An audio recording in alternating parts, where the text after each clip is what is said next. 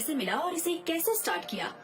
तुम कौन हो और कहाँ से बात कर रही हो? हम प्लैनेट टीवी 12 से हैं। आप कौन हैं? मेरा नाम पीटर वॉश है, मैं एक साइंटिस्ट हूँ। इस डिवाइस ने इन दोनों को यहाँ फेंक दिया। Alexa, please fix this transmission. इस वक्त आप कौन से ईयर में हैं? अर्थ ईयर 2024 और आप? 112 प्रॉक्सिमस ईयर, यानी आपके अर्थ पर ईयर 2400। मतलब आप हमारे फ्यूचर में हो।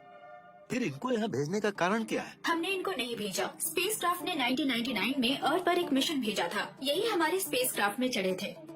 मिशन?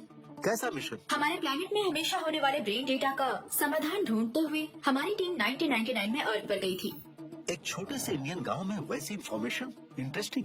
हाँ, वहाँ रामन नाम का एक पॉपुलर साइंटिस्ट रहता था। वो एक जीनियस था विद अनयूजुअल इंटेलिजेंस। उनका नाम बीवी रामन है ना? यस। हमारे रिसर्चर ने उस भूमि पर बहुत जगह, बहुत टाइम पीरियड तक ट्रैवल करके फाइनली ब्रेन डेटा से संबंधित एक महान डेटा का पता लगाया। 20वीं शताब्दी में किया गया रिसर्च ब्रेन डेटा आपके लिए आज भी इतना वैल्यूएबल है।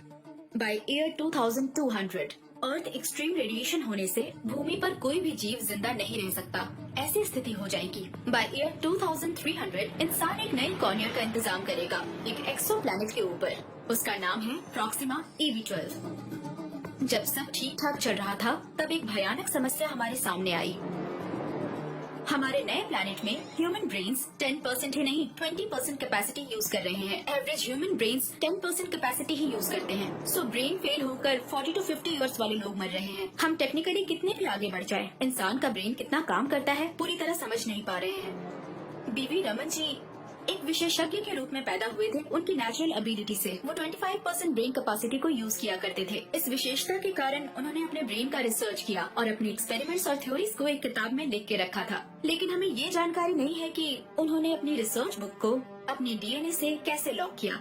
उनका DNA जिस भी व्यक्ति में होगा, उसी से वो किताब अनलॉक होगी। उस किताब को एक सोफिस्टिकेटेड एसिड से सील किया है। अगर वो टूट गया तो एसिड स्पिल होकर अंदर जो रिसर्च मटेरियल है उसका नाश हो जाएगा। उसकी जियो पोजीशन लॉक की वजह से हम उसे अपने प्लैनेट में नहीं ला सकते। रामन जी का DNA जिस व्यक्ति में है, उसे पकड़ने का समय हमारे पास उस दिन नहीं था। सो फ्यूल कम होने की वजह से वो मिशन बीच में ही रोक कर आ गए।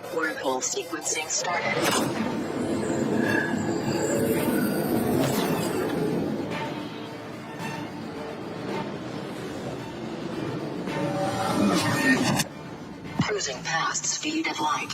Warning. Warning. Warning. Reactor 1 and 3 failed.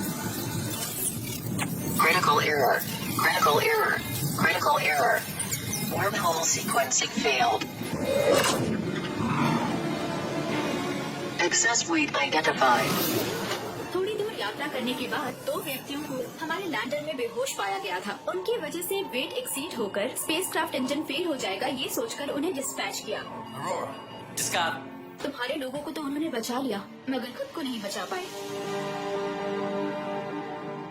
उस एक्सेस वेट की वजह से हमारे स्पेसक्राफ्ट में यूज होने वाला प्लूटोनियम ज्यादा खर्च हो गया और वो कभी भी वापस नहीं लौट सके। उस इंसिडेंट के बाद हमें लैंडर से अभी सिग्नल मिला है। तो फिर उनको 1999 में ड्रॉप करने की बजाय यहाँ क्यों ड्रॉप किया? हमारे लॉ के हिसाब से उनको ड्रॉप करने के समय हमारे स्पेसक्राफ्ट ने लाइट स्पीड पार करके 25 मिलीसेकंड ट्रैवल किया। उस 25 मिलीसेकंड में भूमि पर 25 इयर्स निकल गए। इसलिए वो लोग 2024 में वापस भूमि पर लौटे हैं। भूमि पर होने वाले 23.5 डिग्री टिल्ट एक्सिस के कारण टाइम ट्रैवल करके आया हुआ हमारा कैप्सूल समुद्र में जहां आप लोग हैं वहां लैंड हुआ है। मुझे वापस भेजने का कोई रास्ता है? हमारे पास भी कोई रास्ता नहीं है। हमारे पास जितना प्लूटोनियम था वो पूरा यूज कर लिया। फिर टाइम ट्रैवल करने के लिए जितना प्लूटोनियम चाहिए उसे इकट्ठा करने के लिए और 100 साल लग जाएंगे। अगर मुझे वापस भेजेंगे तो आपको जो चाहिए मैं वो ला सकता हूँ।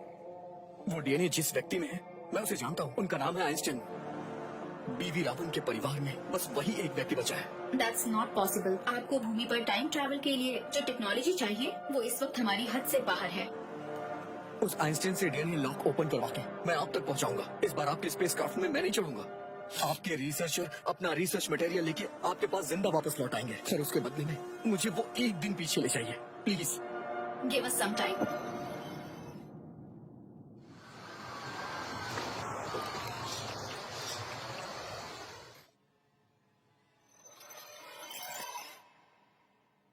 आपको 1999 में भेजने का एक रास्ता है।